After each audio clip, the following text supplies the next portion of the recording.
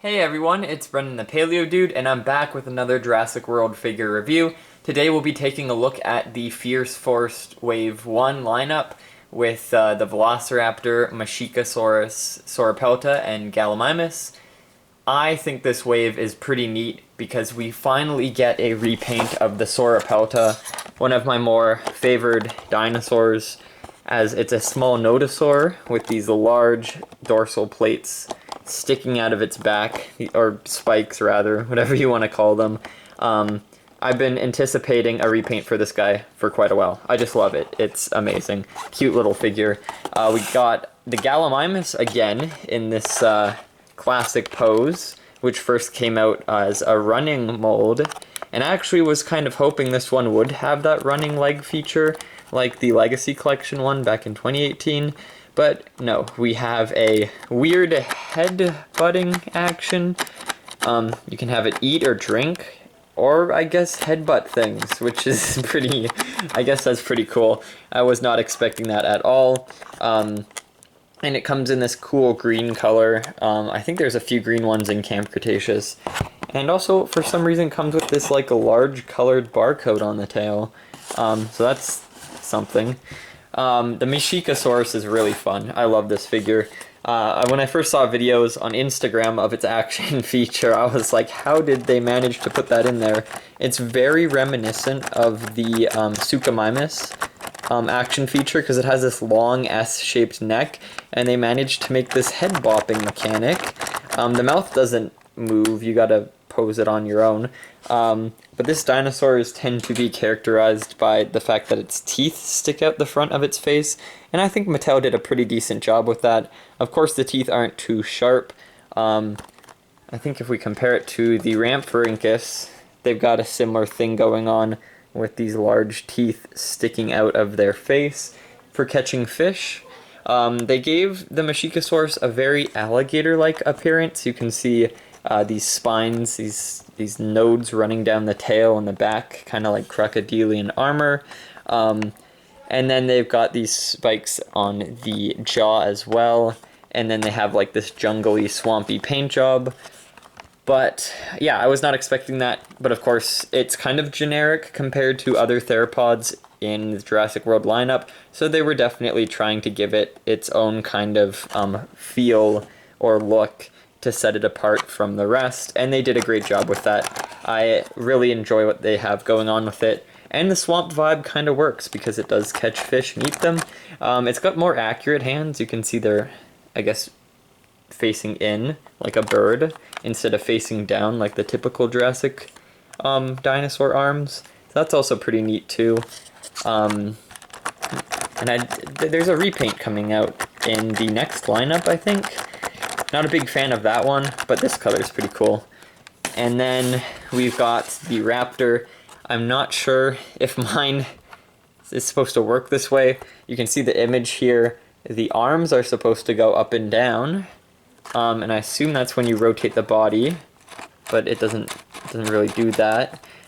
Unless you move the arms on your own. I'm not sure the action feature, unless it's like a scratching action feature. Maybe the tail turns it, or a leg? No? Yeah, so this one's kind of got a lame action feature, unless this one just doesn't work, and when you rotate the body, the claws scratch. Leave a comment down below if you have this figure and it doesn't have an action feature, or it does. I was kind of confused, because every time I go to the store, I try them out, and they all have the same kind of thing. You do that, the arms don't do anything. But maybe they're not supposed to? Anyways, also, cool thing about this figure, they painted the top of the jaw and the bottom, the insides, the roof of the mouth. So that's pretty neat that they did it. Very reminiscent of the color in the new Camp Cretaceous Season 4. It's got that gold to it, like the ones, but the top coloration in the pattern's not on point. The Attack Pack, or Wild Pack Raptor, has the proper coloration, or not coloration, the patterns, but it doesn't have this gold color like they did in the show. So it's, they have two different, if they put the pattern from this one onto this one, it would be more accurate. But they're so cool regardless. I love them. A cute little pack. And I think, yeah, there's two or three. I think there's two in Camp Cretaceous. So there they are, I guess the two. So let's free them from their packaging and test them out. We can start with the Raptor because I'm itching to know if it's just being restrained by the these elastics, and maybe that's why it's not working. Maybe I should have watched a review on this figure beforehand. Oh, I get it now. Okay, so you move the arms into a position, and then you like tilt the body. There's a spring inside, so when you let go, it like smacks down into place, see? So that's the action feature. That's pretty cool. So like if you put an arm out, you can backhand, like I like you cut G, bong, you know? So that's cool. So weird positioning too. The Raptor's whole body is like lifted forward kind of. You know, like whenever like a model company does a Herrerasaurus toy and they just have it like strutting its belly out and then the claws in front, kind of like that. Gives me that vibe.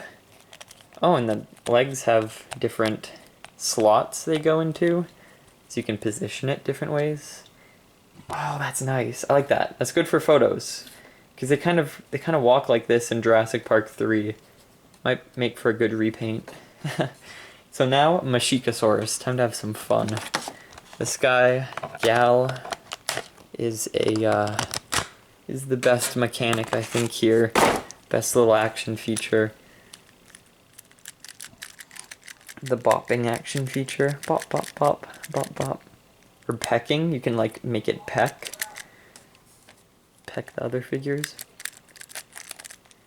But no, I like the teeth that they stick forward, so it's like a lunge attack. So it like jabs its teeth into other dinosaurs or people. Kind of makes for a scary dinosaur because it like can impale you pretty easy. They made it big too. I know this guy's from Madagascar, which is neat, giving some representation to other places.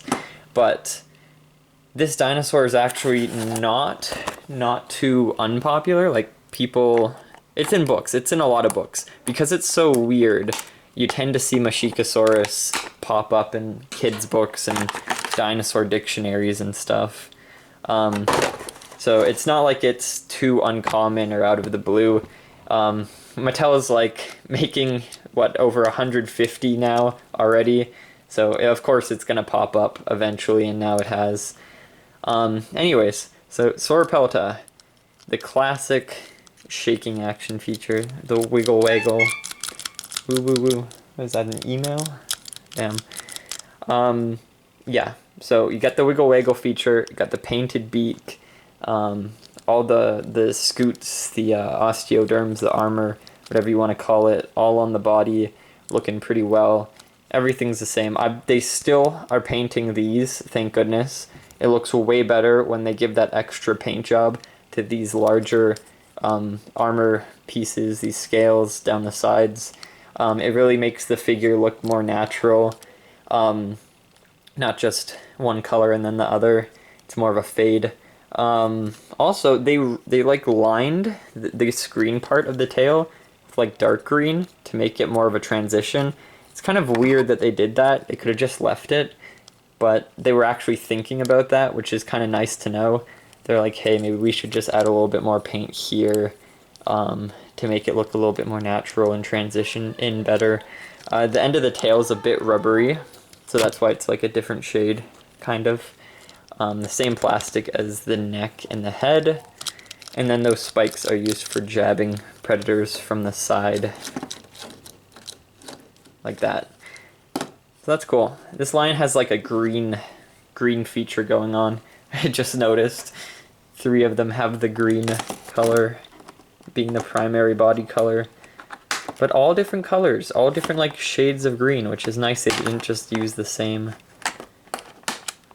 I don't think most Jurassic figures use the same shades, which is actually pretty cool. They have all these different colors.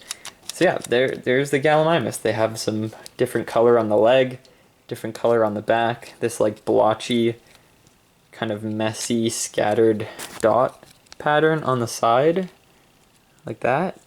And then it transitions into stripes, like your typical Gallimimus figure. See those stripes?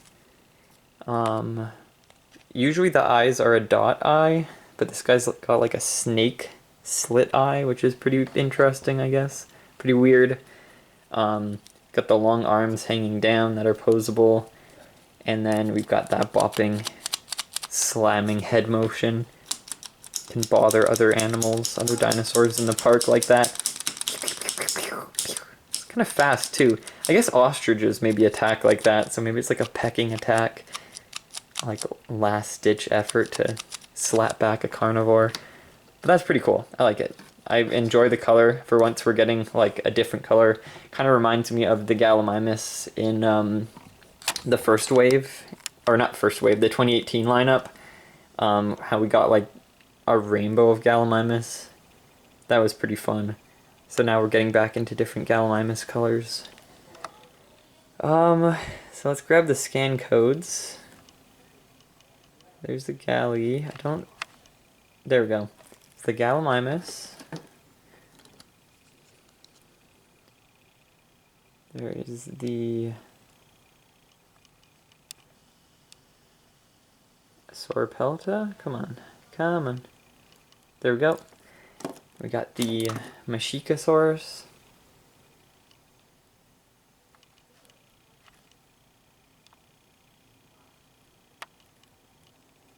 And then we've got the Velociraptor.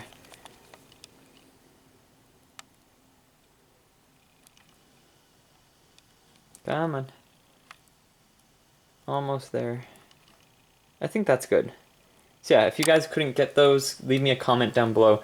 I'm going to make a scan code video with these guys, and then maybe a few of the other Camp Cretaceous figures. Anyways, hope you guys enjoyed this review, and be sure to check out my other videos. My parents are watching hockey in the background, because I'm Canadian. Oh my goodness. So yeah, no, make sure to subscribe if you enjoyed, and I've got all my other videos here, whatever. So yeah, see you all in the next one. Bye-bye.